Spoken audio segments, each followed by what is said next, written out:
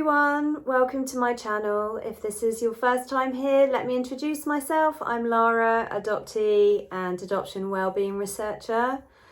I would like to apologise first of all for my congested voice. I sound a bit nasally. I'm just getting over a horrible cough and cold, and a few of my clients have had to sit through my coughing fits this week, which thankfully have been taking place on Zoom. I thought it was COVID, but when I tested it wasn't COVID. So yeah, just a horrible cold and cough, which you can hear in my voice, undoubtedly. I also am presenting myself with my wild, unstraightened hair, so forgive the new look and the new sound. I just wanted to say a little bit today about the messages that I've been getting and the feedback that I've been getting from those of you who have either stumbled across my channel or who have been pointed towards my channel. And I think there's so much support out there now for the voices of adoptees and how adoptees play a really important role in shaping the future of the well-being of adoptees. As you may or may not know, my particular area of interest is well-being in adoptees who are adults and who were adopted as babies, infants or toddlers. And so if you're interested in seeing the results of that research, then as usual, I will link that down below.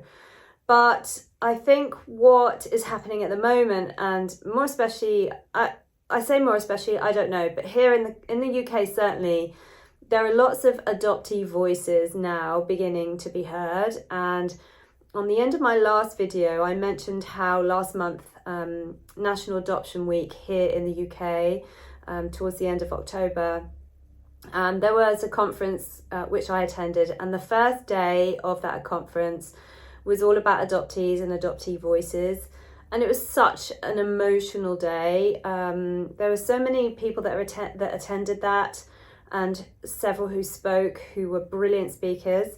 I'm going to link the video to that down below as well, so that if you're interested in taking a look at that, then please do. But the overall message that came out from that day was that people are starting to take notice of adoptees experiences, and how those experiences absolutely have to shape the future of adoption, and how, mental health is impacted, our well-being is impacted, so many things are impacted in the process of being adopted.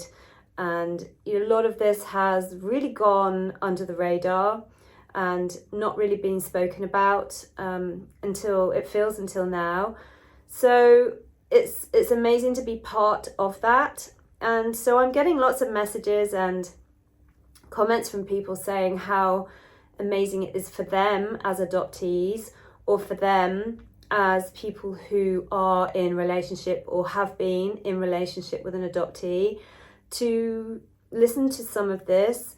It validates their own experiences, both those of the adoptee and also of those who are in any kind of a relationship with the adoptee, because as I've covered previously, that's not always an easy thing. But if you love someone and you care about them, then you're going to want to understand what they've gone through and how it will affect them and your relationship and the future. So it's amazing to be getting those messages from you, and the words of encouragement and support for me to sort of continue. There's lots of adoptee voices doing lots of work really now and going forward in order to try and bring this to the attention of the general public. Yes, but that is going to take a really long time. But certainly, even in adoption circles, a lot of these messages were kind of hidden or somehow kept secret, or for whatever reason, for a myriad reasons obviously. But the point is now that these these facts, these voices of the adoptees, the research findings, mine, and I'm really pleased to say others, and I'll come on to this as well in a sec, but all of that's going to add to the knowledge base out there and the narrative, the social narrative, and the way that people view being adopted. It's historically been seen as a wonderfully selfless act, and in many cases, yes, it is, but there has been so little importance put on the process for the adoptee in terms of how that process affects us.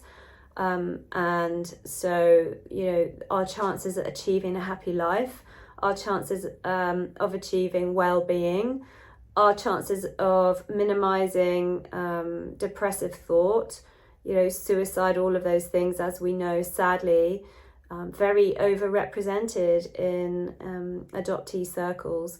And so I'm just doing my little bit, the best that I can, I think, to kind of raise awareness around what I found to be the case, which is the limited ability that adoptees have to achieve well-being and happiness without those around them having the awareness about the knowledge that's now in existence, if that makes sense. So that's to say that adoptees will struggle, adoptees will have particular issues and difficulties in their lives, and those can be mitigated, those can be helped.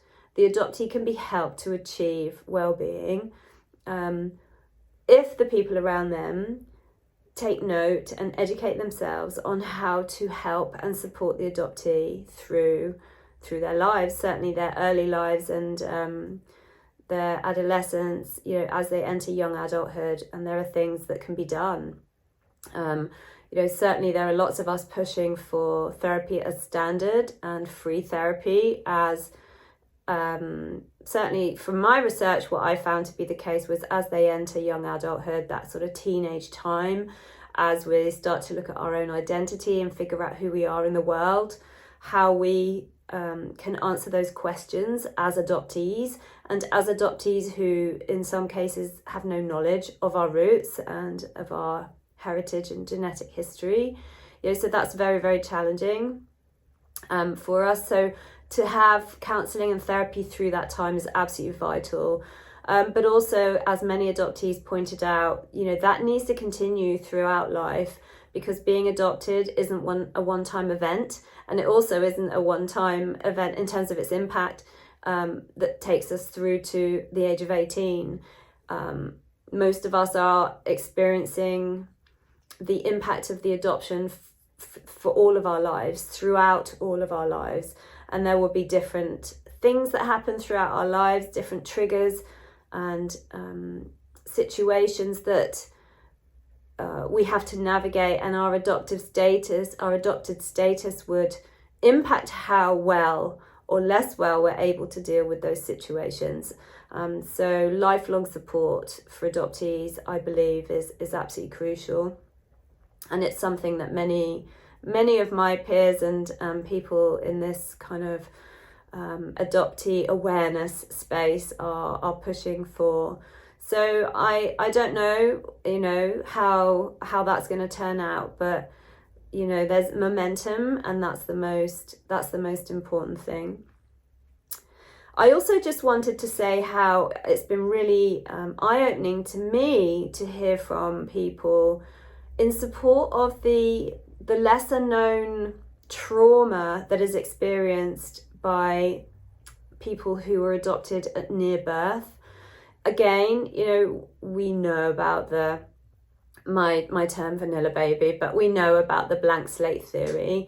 But there's so much now in terms of people with their own stories speaking out about how they have struggled throughout their lives. And I'm thinking in particular about, several messages, but just this past 7 days, somebody reached out to me and said, I was adopted at near birth and I had great, loving, adoptive parents.